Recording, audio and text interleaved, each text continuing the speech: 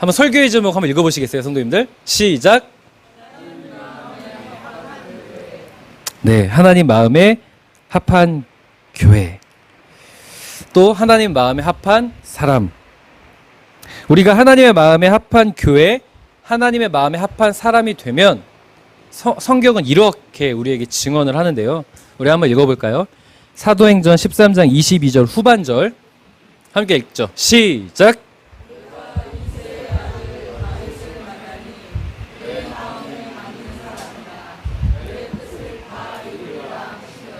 아멘. 자, 우리가 다윗을 만나는데 성경에서 다윗은 어떤 사람이래요? 하나님의 마음에 맞는 사람, 마음에 합한 사람이래요. 그 맞는 사람이 되면 어떤 것이 주어집니까? 내 뜻, 하나님의 뜻을 이루는 사람이 된대요. 우리가 하나님의 마음에 맞는 교회가 되고 우리 성도님들의 삶이, 가정이 하나님의 마음에 합한 삶과 가정이 되어지면 성경은 놀랍도록 우리에게 증언하기를 우리 성도님들의 그 삶 때문에, 성도님들의 가정 때문에, 우리의 교회 때문에 하나님의 뜻이 어떻게 된다고요? 이루어지는 놀라운 역사가 있다는 것을 우리에게 말하고 있습니다. 아멘이십니까? 그렇기 때문에 성도님들, 오늘 설교의 제목처럼 저는 성도님들에게 오늘 우리가 하나님 마음에 맞는 사람이 되자, 하나님의 마음에 맞는 교회가 되자의 은혜를 함께 나누려고 하는 거예요. 누구를 통해서요?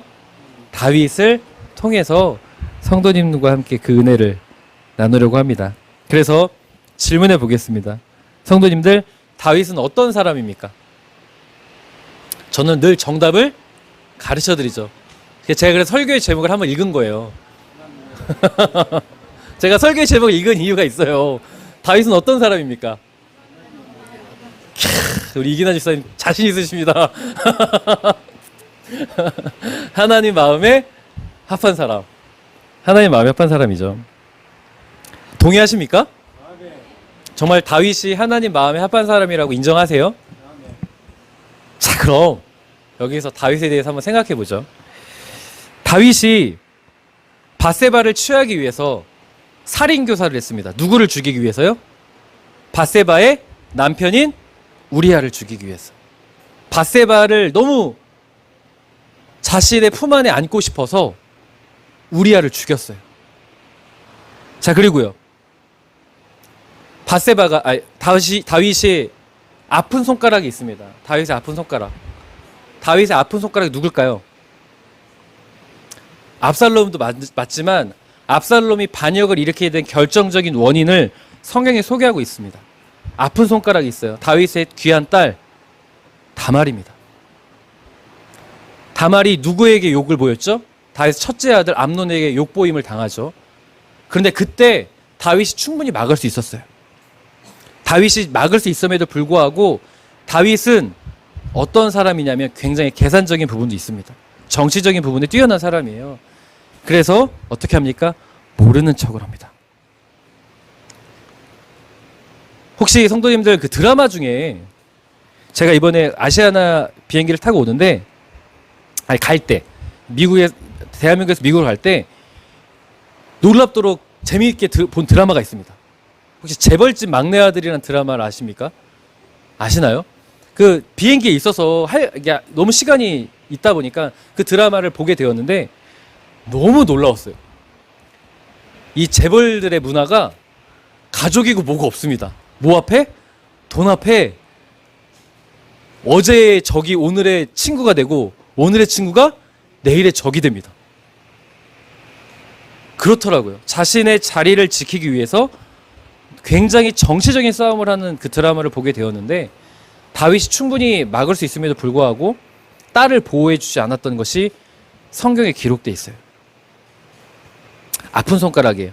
자, 그럼 그 다윗의 행동이 옳습니까? 틀립니까? 여성들이여 일어나십시오. 다윗이 보호해주면 욕보임을 당하지 않을 수 있었다니까요. 그리고 다윗의 행동이 옳습니까? 틀립니까? 틀리죠. 또 다윗의 큰 실수가 있죠.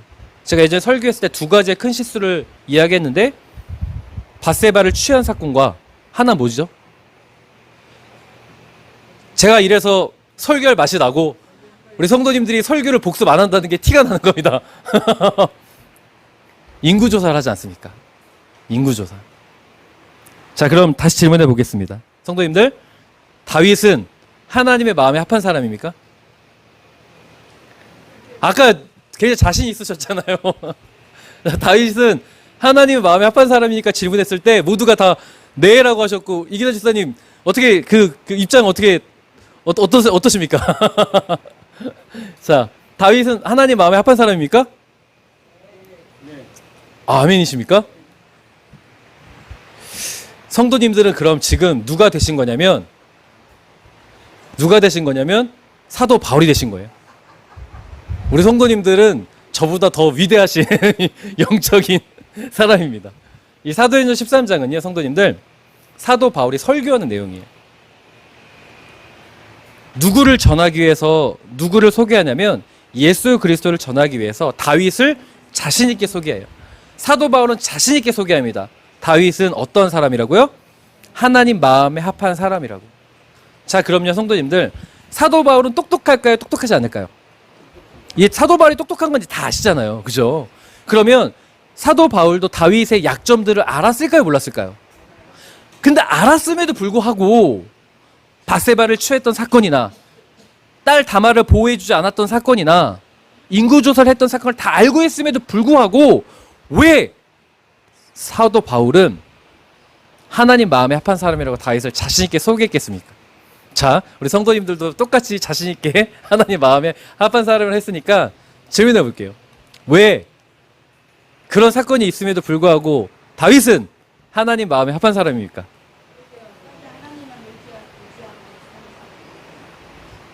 회개했고요. 하나님만 의지했고요. 끝입니까? 우리 성도님들은 정답을 참 빨리 말씀하시네요. 네, 정답입니다. 근데 그것을 이제 우리 성경을 통해서 한번 추적을 해보려고 해요. 제가 무릎을 쳤습니다. 공부를 하다가 제 공간 신학적 관점을 보다가 깜짝 놀랐어요. 다윗에게는 두 가지의 공간이 있었구나를 제가 깨달았습니다. 그래서 그 은혜를 나누려고 해요. 다윗이 하나님의 마음에 합한 사람이라고 했던 공간이 있고 하나님 마음에 합하지 않았던 공간이 있었어요. 그 공간을 성도님들에게 오늘 소개해 드리려고 합니다. 제가 공부하다가 깜짝 놀랐고, 그리고 다윗이 마지막에 어떤 공간을 선택하느냐에 따라서 성경은 자신 있게 소개하는 거예요. 하나님 마음에 합한 사람이더라. 사도 바울도 그 다윗을 만났던 거예요. 저는 오늘 우리가 그 다윗을 만나기를 원하고 그 다윗의 길을 따르기를 원하고 정답을 미리 말씀드리고 나아가자면 광야의 공간을 따라가는 우리 모두가 되었으면 참으로 좋겠습니다. 자, 성도님들, 다윗 하면 떠오르는 공간은 어딜까요? 광야예요, 광야. 다윗은 자신의 인생 대부분을 어디서 보냈을까요? 광야에서 보냈습니다. 그 광야에서 다윗이 대다수 어떤 고백을 한 줄 아십니까? 시편 34편 8절에서 9절 한번 우리 성도님들의 큰 목소리로 읽어보도록 하겠습니다. 시작!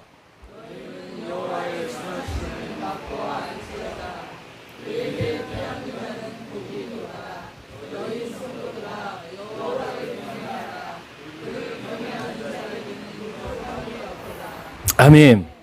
자, 성도님들, 다윗이 광야에서는요 정말 놀라운 고백을 끊임없이 합니다. 시편 34편은 하나의 부분을 제가 발췌한 것 뿐이에요. 다윗이 광야에 갔을 때마다 그의 결론은 제가 성도님들에게 질문했던 내용과 똑같습니다. 자기가 잘못했잖아요. 하나님을 의심했잖아요. 조윤정 권사님처럼 회개합니다. 광야에선. 그리고 조수 집사님처럼 선포합니다. 뭐라고 선포하는 줄 아십니까? 하나님을 난 의지하겠다. 다 그 공간이 어딘 줄 아세요? 광야예요. 근데 성도님들, 광야라는 공간은 어떤 곳입니까? 하나님을 의지한다고 말하기가 쉬운 공간입니까? 어려운 공간입니까? 안 돼요, 그 말이. 성도님, 솔직해져 볼까요? 이렇게 더운데 여기서 예배 드리고 싶어요? 감사합니다. 저는 오늘 걱정했어요. 사람 마음이란 게 그래요. 성도님들이 하나님을 예배하는데 그 예배가 이 더위와 이 환경이 방해가 될까봐 저는 아침 오늘 제가 새벽 3시 30분에 이 한국당을 왔고 정말 백 권사님이 잠을 이겨내시고 저를 데리러 와주셨어요. 그래서 집에 도착하니까 4시 한 50분쯤 5시쯤 됐습니다. 그리고 씻고 바로 여기 왔어요. 왠지 아세요? 시원한 환경을 만들어야 된다는 생각밖에 없었거든요. 그런데 제 바람과는 다르게 30도, 31도, 33도까지 올라갔습니다. 사람 마음이 그래요. 이 광야와 같은 척박한 환경이 주어지면 성도님들의 마음이 혹시나 하나님을 향하지 못할까? 저는 그 마음 때문에 계속 애타는 마음이 솔직히 있었습니다. 광야와 같은 환경이면요, 하나님을 바라보기 결코 쉽지가 않다라는 거예요. 그것이 아주 단편적으로 날씨라는 그 환경 하나만 가지고도 증명이 돼요. 그런데요, 성도님들, 날씨만 있었겠습니까? 광야가? 배고파요. 목말라요. 나를 도와주는 사람도 없어요. 내 마음을 헤아려주는 사람도 없어요. 같이 있지만, 옆에 나와 함께하고 있지만 이 사람이 나를 도와주질 못해요. 거기가 광야예요. 부부 생활할 때도요, 같이 있지만 내 마음을 몰라줄 때 있지 않습니까? 가정 안에서. 그때가 광야처럼 느껴지잖아요. 자녀들과 부모가 같이 있지만 몰라줘요. 거기가 광야예요. 그런데 그런 광야에서 다윗이 뭐라고 고백하는지 보세요. 여호와를 경외합시다. 딱 조영진 권사님과 조숙 집사님 하신 그 고백을 다윗도 그대로 하고 있습니다. 그래서 제가 사실 지금 놀랐어요. 저는 지금 박사 과정에서 열심히 공부하고 왔는데, 아니 어떻게 두 분은 그렇게 바로 정답을 말씀하시는가.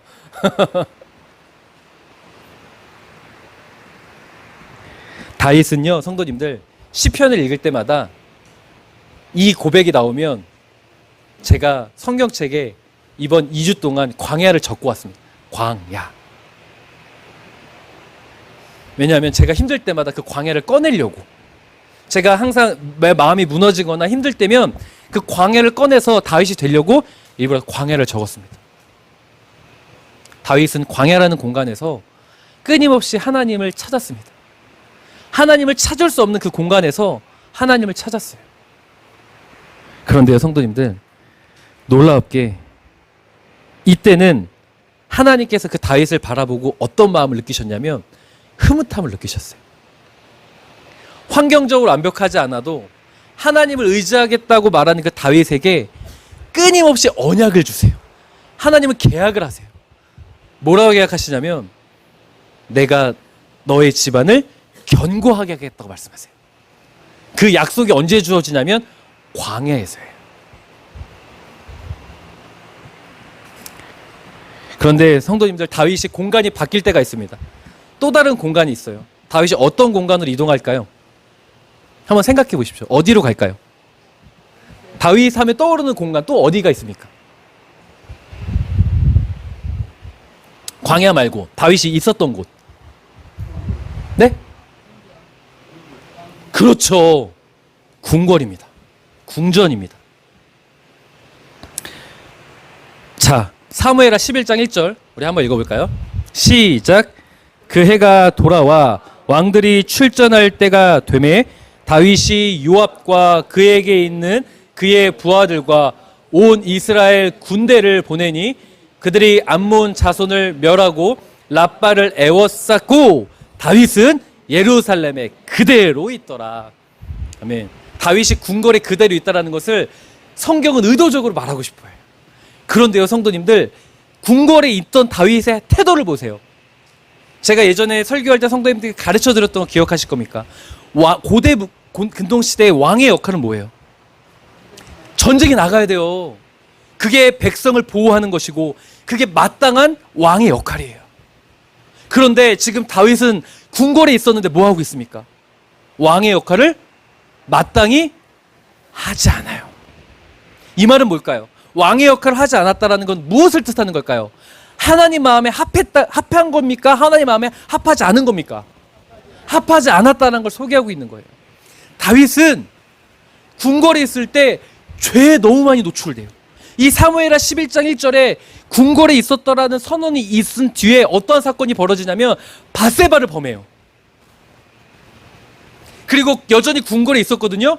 12장 13장 가면 아픈 손가락 다말이 암논에게 욕보임을 당해요. 자, 그런데요, 사무엘하 13장 7절 제가 읽어볼게요. 그래서 다윗은 다말에게 사람을 보내 암논의 집에 가서 그를 위해 음식을 만들어주라고 지시하였다. 지시한 사람이 누구예요? 다윗이에요. 뭘 지시했냐면 암논에게 다말을 보낸 걸 지시했어요. 암논이 사무엘하 13장 시작하면요, 암논이 상사병에 걸립니다. 상사병. 누구 때문에? 다말 때문에. 다말을 너무 갖고 싶은 거예요. 방법이 없어요. 그래서 그 암논의 옆에 있던 한 사람이 꾀를 내는데 뭐라고 꾀를 내냐면, 야, 너가 아픈 척하다가, 암논아 네가 아픈 척하다가 왕 다윗이 너를 병문안 오면 그때 이런 얘기를 해. 어떤 얘기를 하냐면, 아버지, 암논이 다윗의 아들이에요. 아버지, 저는 지금 맛있는 음식을 먹으면 회복될 것 같은데, 제가 지금 요새 다말이 만들어준 음식이 먹고 싶어요. 그런 거 있지 않습니까? 내가 아플 때 엄마가 만들어준 그 김치찌개 먹으면 왠지 나을 것 같은, 그렇게 말하면 그 아버지가 어떤 마음을 느껴요? 보내고 싶잖아요. 해주려고 말해줄 거 아니에요. 그런 정서적인 측면을 자극시키는 거예요. 암논이 막 말을 합니다. 그러니까 다윗이 그때 영적인 판단을 할 수 있는 눈이 있었다 없었다? 없었다예요. 올바른 판단을 할 수 있는 눈이 있었다 없었다? 없었다예요. 어디 있었기 때문에? 궁궐에 있었기 때문에. 그래서 다말을 암논에게 보냈고 그 즉시 암논 다말을 겁탈합니다.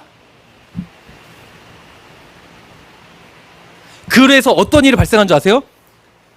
다말의 이 사건을 들은 압살롬이 암논을 죽이죠. 그래서 그 사건으로 인해서 어떤 일이 발생합니까? 14장 15장 이어지면서 압살롬의 반역 쿠데타가 이루어져요. 여전히 다윗은 어디에 있어요? 궁궐에 있어요. 멍청해도 이렇게 멍청할 수가 없어요. 판단을 못해요. 그런데 다윗이 똑똑해지는 순간이 있습니다. 사무엘하 16장 16절 함께 읽죠. 시작. 그래서 왕은 아멘. 압살롬의 반역이 일어나자 다윗은 울며 겨자 먹기로 광야로 다시 나갑니다. 원하진 않았어요. 성도님들, 우리가 광야를 만날 때요, 원하는 사람이 누가 있어요? 춥고 배고프고 힘들고 어려운 순간을 내가 원하는 사람이 누가 있어요? 원하지 않는 상황에 그럴 때 광야를 갈 수도 있어요. 그런데 놀라운 건 이 광야로 가니까요, 다윗이 얼마나 똑똑해지는 줄 아십니까? 사무엘하 18장 2절을 보니까 나도 너희와 함께 출전하겠다라고 선포해요. 왕의 역할을 회복하는 순간입니다. 18장을 시작하면서 다윗이 뭐라고 하냐면 18장 1절에 백성들을 한자리에 모아요. 오합지졸의 군대들이에요. 아직 군사훈련도 제일 안 됐는데 그들을 대상으로 100명을 조직하고 1000명을 조직하고 백부장, 천부장을 맡겨서 훈련시킵니다. 판단을 못했던 다윗이 굉장히 똑똑한 판단을 하기 시작하고 잘 체계적인 훈련을 시키기 시작을 해요. 어디에서? 광야에서. 그리고 그 하이라이트는 나도 너희와 함께 출전하겠다. 왕의 역할을 회복합니다. 하나님의 마음을 합한 모습을 회복하고 있는 거예요.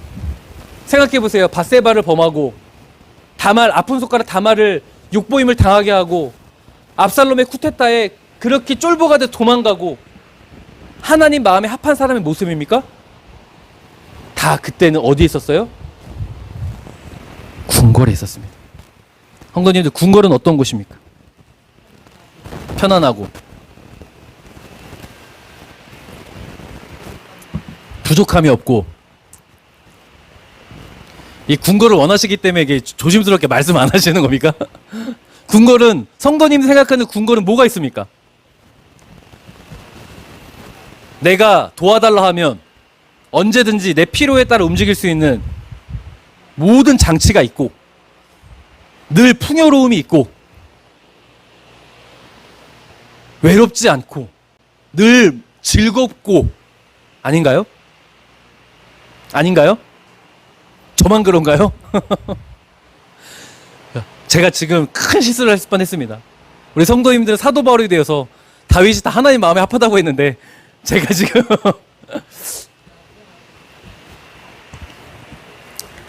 그런데 성도님들, 궁궐에 있을 때 다윗은 항상 죄의 유혹에 넘어졌습니다.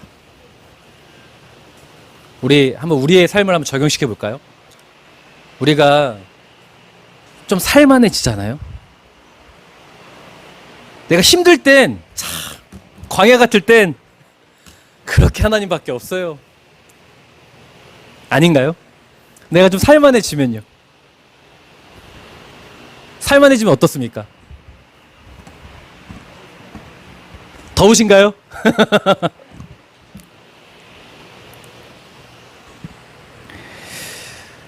다윗은 이런 많은 일들을 겪으면서 그가 마지막으로 큰 실수를 했던 인구조사 이후로 기가 막힌 고백을 하죠.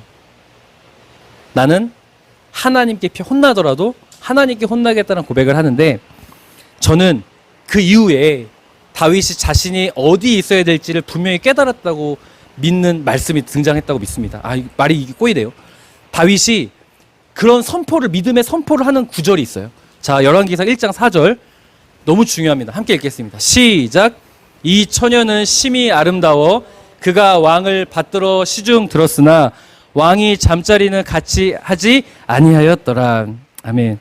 성도님들, 다윗이 이제 노년에 어디 있었을까요? 궁궐에 있었습니다. 이제 압살롬의 반역을 다 제거하고 인고조사 때 또 회개하고 다시 궁궐에서의 삶을 삽니다. 근데 다윗은 그때 깨달은 게 있어요. 내가 있어야 될 공간은 어디다? 광야다. 그 고백이 바로 1장 4절이에요. 왜냐하면 이제 다윗의 신하들이 다윗이 편안한 삶을 사니까 다윗이 더 편안한 삶을 살도록, 노년에는 몸이 불편하잖아요. 그래서 시중을 두는 수냄 여인 아비삭을 보내줍니다. 수냄 여인 아비삭을 보내주는데 그 여인이 어떻대요? 심히 아름답대요. 지금 뭘 얘기하는 거냐면 세상적으로 궁궐 안에서 최고의 엘리트, 최고의 것을 붙여주고 있는 거예요. 그런데 다윗 왕이 그 아비삭을 어떻게 했어요? 거절했습니다. 예전 같았으면 어땠을까요? 궁궐에서 살아왔던 다윗은 판단력이 있어요, 없어요? 판단력이 온전하지 않아요. 그 아비색을 취했겠죠. 그런데 다윗이 깨달은 게 있습니다. 내 몸이 지금 궁궐에 있어도, 내가 현재 있는 공간이 궁궐이어도 내 마음은 어디를 향해야 된다? 바로 그거예요. 내가 있는 공간이 궁궐이어도 다윗이 이 공간이 진짜 하나님의 마음에 합한 궁궐이 되려면 내 마음에 광야를 추구하는 마음이 있어야 되는 것을 고백하고 있는 겁니다. 그래서 그 아비삭을 거절하는 거예요. 그걸 깨닫고 열왕기상에 다윗은 멋지게 선포하는 겁니다. 아비삭아, 나는 네가 필요 없다. 나에겐 누가 필요하다? 하나님이 필요하다.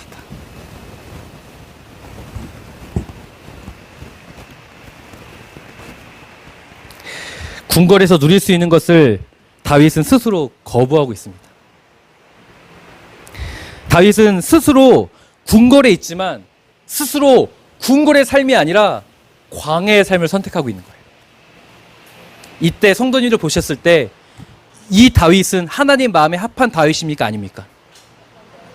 그래서 사도 바울이 멋있게 소개하는 거예요. 다윗은 하나님의 마음에 합한 사람이다. 사도 바울이 우리에게 말하고 싶은 것은 무엇이냐면, 성도님들, 인간은 완전하지 않아요. 인간은 완벽하지 않아요. 그렇지만 내가 궁궐에 가서 넘어질 수도 있고, 내가 어디를 가도 또 넘어질 수 있지만 내 마음을 어디로 향하고 있다면, 광야에서 그렇게 의지했던 그 하나님을 향한 의지의 마음이 있다면 하나님은 그 다윗을 마음에 합한 자라고 자신 있게 소개하고 있음을 꼭 붙잡으셨으면 좋겠습니다. 제가 2주간 공부하면서 이 다윗을 공간으로 구분하는 신학적 관점을 배웠어요. 그래서 제가 말씀을 막 찾았습니다. 말씀을 찾고 실제로 비교했어요. 혼자서 비교했더니 정말 놀랍게 광야만 가면 다윗이 정신을 차려요. 그러다가 제가 열왕기사 1장, 이거 교수님이 안 가르쳐 준 거예요. 성도님들 오해하지 마세요. 열왕기사 1장을 딱 폈는데 세상에 노년의 다윗이 궁궐의 삶을 포기하는 이 공간 신학을 보면서 제가 소름 돋았습니다. 와, 그렇구나. 그래서 이것을 너무 전하고 싶어서 여호수아 본문을 포기하고 비행기에서 이 본문을 썼습니다. 설교를 쓴 거예요. 저는 우리 사랑하는 성도님들에게 다윗처럼 광야로 나가라는 그 공간적인 의미를 설명드리는 것이 아니에요. 우리가 궁궐에 있을 수도 있고 광야에 있을 수도 있습니다. 근데 그때 수넴 여자 아비삭, 궁궐에 편리함이 오는 그때에 그 아비삭을 물리칠 수 있는 믿음의 야성이, 믿음의 용기가 회복되셨으면 참으로 좋겠습니다. 왜 그게 중요한지 아십니까? 오늘 본문 성경책 아직 피고 계신가요? 사도행전 13장 22절 다시 한번 크게 한번 읽어보십시오. 한번 읽어볼까요? 시작.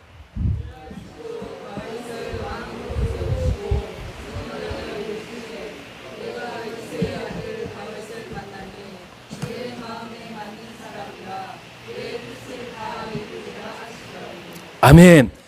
성도님들이 다윗처럼 그 광야의 야성을 회복하면 성도님들의 삶을 통해서, 성도님들의 가정을 통해서, 그리고 성도님들의 계신 우리 교회를 통해서 하나님의 뜻이 펼쳐지기 때문입니다. 제가 이번에 제가 성도님들을 참 사랑한다고 느낀 게 있습니다. 우리 성도님들 예배 드리실 때 주일 예배, 지난주 23일 예배 드리실 때 토요일 오후 7시쯤이었던 것 같아요.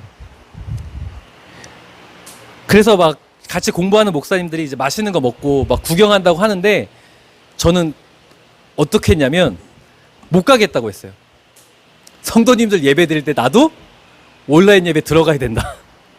그러니까 아유 너무 그러지 말라고, 이렇게 너무 성도님들한테 질척거리지 말라고 목사님들 그래서 같이 따라갔습니다. 따라갔는데 핸드폰을 켜서 봤어요.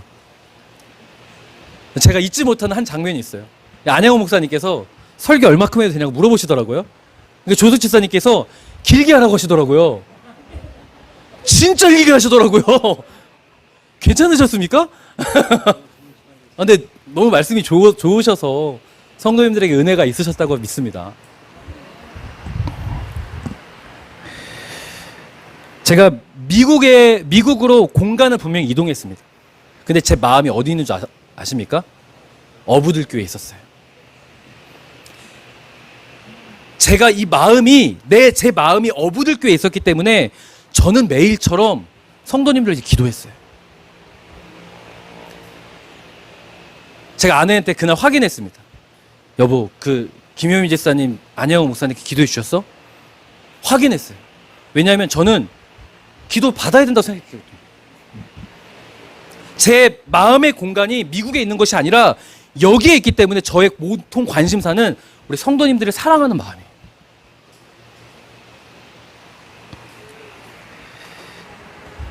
제가 이런 사람입니다. 그렇기 때문에 하나님께서 저를 어부들교회 목사로 부르셨다고 믿어요. 그래서 함께 만나게 하시고 기도하게 하시고 예배하게 하신다고 믿습니다. 공간은 달라질 수 있지만 제가 어느 곳에 있든지 간에 교회를 향한 마음을 제가 갖고 있다면 제가 어부들교회 목사로서 사명을 감당할 수 있다고 좀 믿습니다. 마찬가지예요, 성도님들. 성도님들이 공간은 달라질 수 있어요. 삶의 직장에서의 공간이 달라지고요. 내가 있는 공간들 달라질 수 있지만 내가 광야에서, 다윗이 광야에서 하나님을 의지했던 그 마음, 그 광야의 마음을 성도님들 가지고 계시면 성도님들은 하나님의 마음에 합한 사람이 되고 성도님들의 그 고백을 통해서 하나님의 역사가 펼쳐진다고 저는 확신합니다. 다윗도 마찬가지입니다. 공간은 이동했지만 깨달은 거예요. 내 마음이 광야에 있어야 한다는 걸 깨달은 거예요. 열왕기상 1장 4절은 그 깨달음의 선포입니다.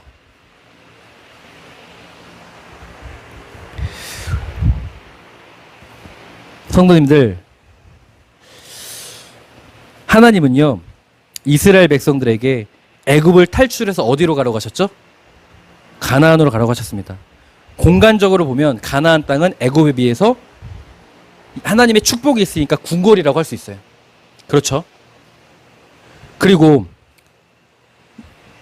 다윗에게는 약속을 주셨어요. 광야를 지나서 어디로 가라? 예루살렘으로 가라. 분명히 궁궐의 약속을 주셨어요. 그러니까 궁궐이 나쁘다라고 오해하지 말라고요. 궁궐로 가는 것이 공간적으로 나는 궁궐로 갔으니까 광야로 가야 된다 이렇게 생각하지 마시라고요. 지금 사도 바울이 이야기하고 열왕기상 1장에 다윗이 이야기하는 건 광야의 마음입니다. 광야의 마음.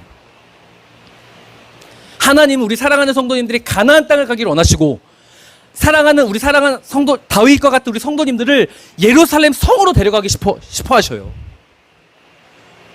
그런데 하나님께서 원하시는 건 갔을 때 가나안의 죄에 노출되거나 예루살렘의 죄에 노출되는 것이 아니라 그곳에서 광야에서 찾았던 그 하나님의 은혜를 끊임없이 고백하기를 원하시는 줄 믿습니다.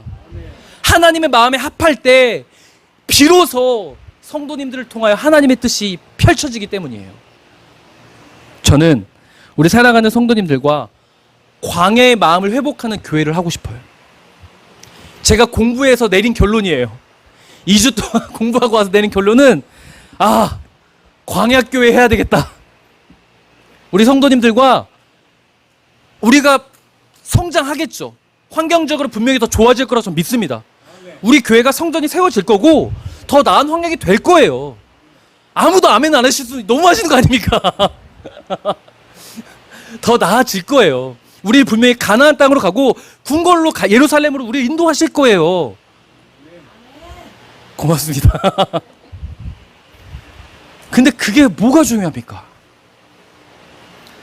그렇게 가서 죄에 노출돼서 이 세상에서 지탄맞는 교회가 되면 그게 뭐가 중요해요? 아무 의미 없지 않습니까?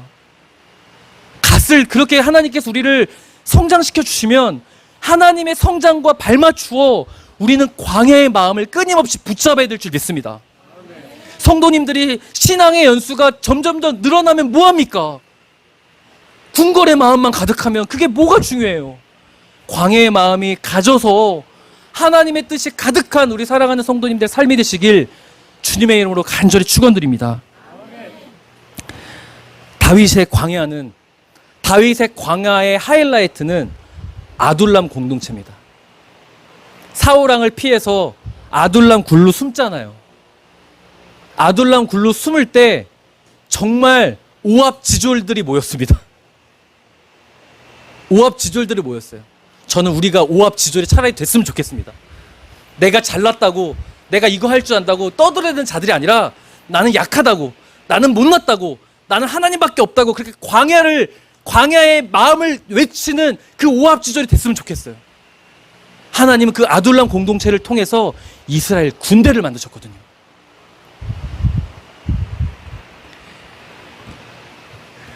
척박한 환경입니다. 비닐하우스는 덥습니다. 34도입니다.